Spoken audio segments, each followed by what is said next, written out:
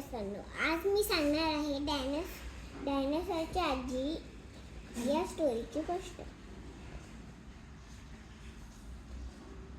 एकदा एक मगर तळ्याकाठी ऊन खात बसली होती. तितक्यात एक शहामृग तिथे आला आणि मगरबाईला, ओ मगरबाई, जरा कडेला जाऊन पसरा की, यायला जायला त्रास होतोय आम्हाला. पण मगरबाई ढिम्म पडून होती. या पाण्यावर पहिला हक्क आमचा आहे. तुम्ही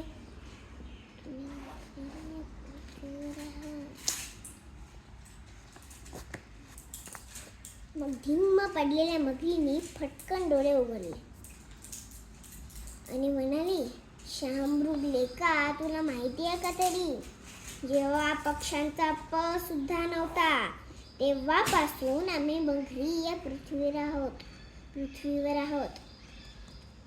त्या महाकाय डायनासॉरच्याही आधीपासून.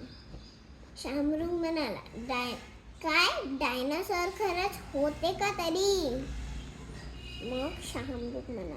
मग मगरबाई म्हणाली, होते म्हणजे काय, 100% होते. तेव्हा पृथ्वीवर एकही पक्षी नव्हता. पाण्यात, जमिनीवर सगळीकडे या अवाढव्य डायनासॉरचेच राज्य होतं. त्याची गोष्ट सांगू. एकदा एक मोठा आगीचा गोळा पृथ्वीवर डंकन आदळला.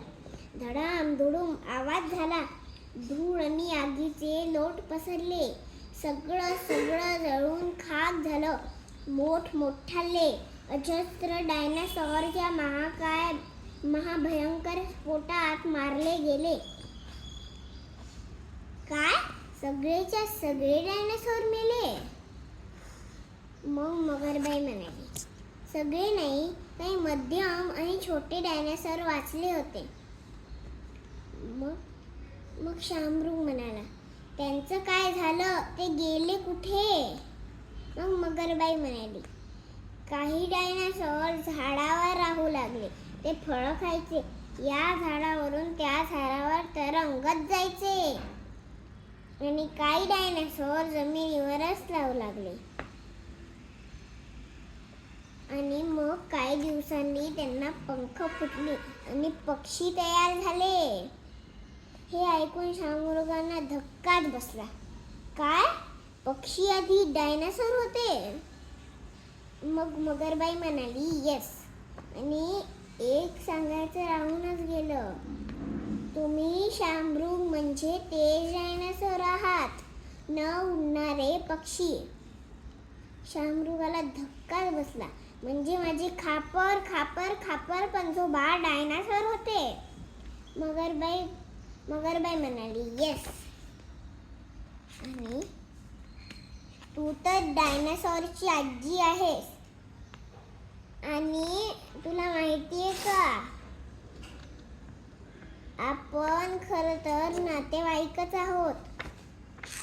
अरे, ते कसं काय? मग मगरबाई, हे बघ, तुझे पाय बघ, माझ्या पायांवर आहेत, तसेच खवले आहेत तुझ्या पायांवर. मग शहामृग म्हणाले, हो की, म्हणजे तू माझी सुद्धा आजी आहेस.